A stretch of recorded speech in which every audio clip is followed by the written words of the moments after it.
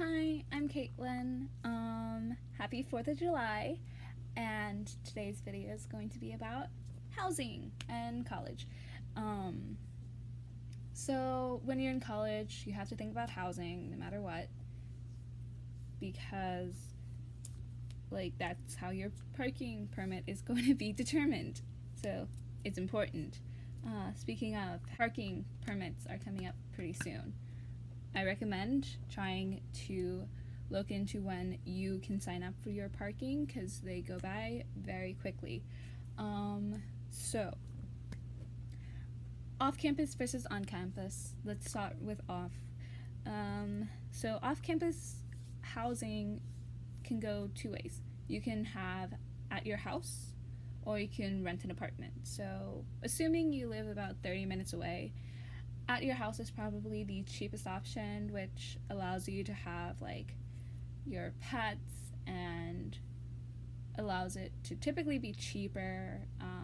There's going to be a bit more comfort to you. You don't have to buy anything more for your room or anything because you already have all of it.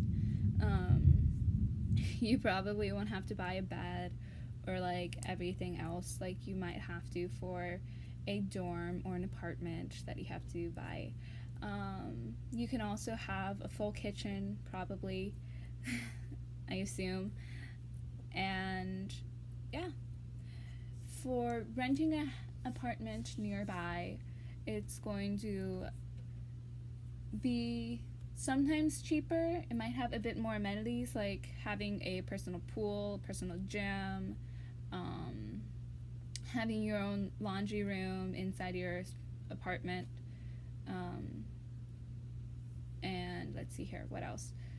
Sometimes it's nicer, the rooms are nicer,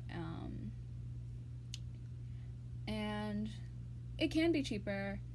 You can probably pay for some of these to have pets, which you can't really do on campus. So those are the pros to that. And it's also going to be probably closer to campus than living at your house, maybe. Some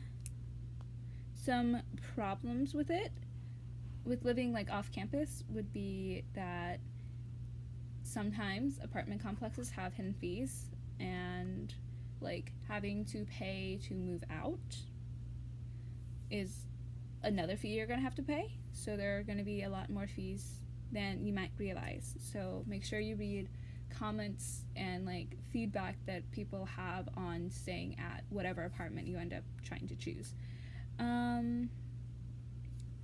So another problem is if you end up having to commute, you're going to have probably a 30-minute drive, I assume, plus maybe a bit more traffic, because if you have a morning class that you have to get to on campus, it's going to have a bit of rush hour associated with it, not just on whatever road you take, but once you get to campus, it's going to be very congested in traffic. Another thing, if you live in an apartment, if you're close enough, you'll probably just take the bus, but understand sometimes the buses just skip stops because they're so full. All they can do is just let off people. And because of that, and not wanting to create any fire hazards or safety hazards, they're going to just skip stops, even if you're waiting right there by the bus stop.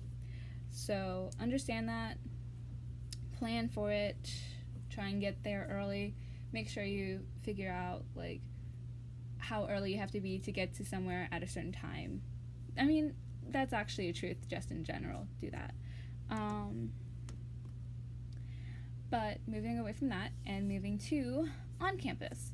So in the very least at state, there are going to be a lot of places you can choose. You can choose different campuses too, and which campus you choose is probably going to be important to you on how quick and how helpful it is.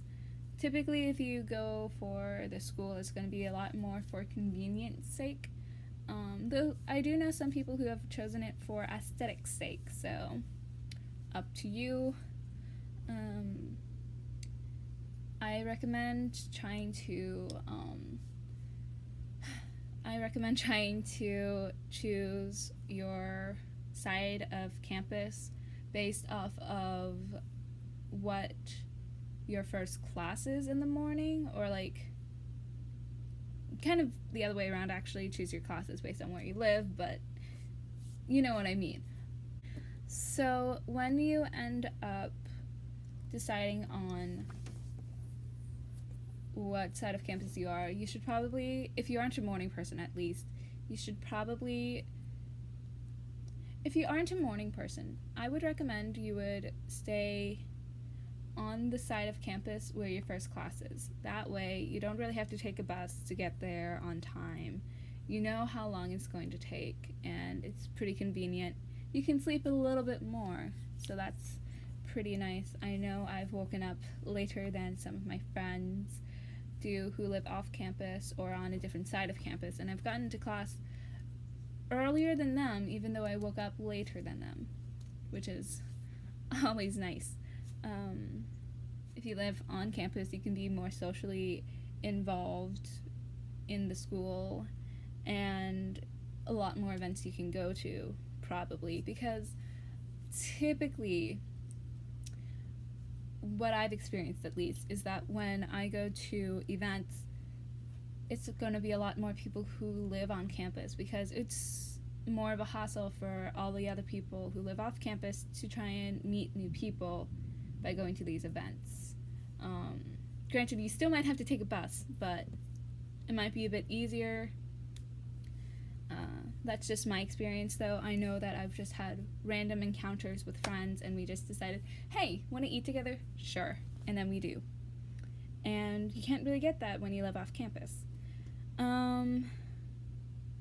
Yeah, I believe that's it. This was just a short little video. If you have any questions or comments about housing, how you've experienced it, please leave it in the comments down below. Please like this video if it was helpful to you, and that's it. Anyways, I hope you guys have a good 4th of July. Bye!